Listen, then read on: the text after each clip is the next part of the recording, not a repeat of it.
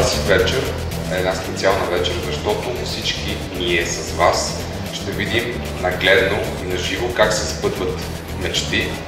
Днес връчваме наградите в конкурса на Бритус. Бритус сбъдва твоята мечта. Мартин, за съжаление, беше възпрепятстван да присъства, но награждаването му ще бъде отразено, разбира се, във фейсбук страницата на събитието. Така следва обявяването на голямата награда в конкурса Бритус сбъдва твоята мечта с парична премия от 5000 лева.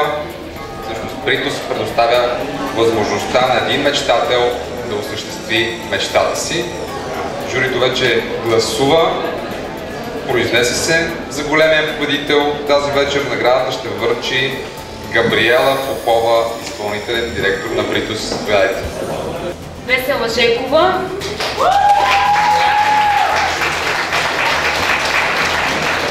Която желая да стартира свой собствен сладкарски бизнес. Моля да се заповядате.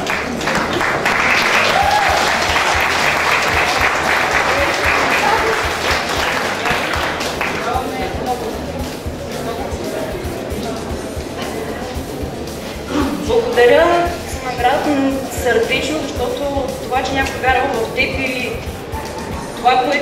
това, което ти мечтаеш, е прекрасно. Благодаря.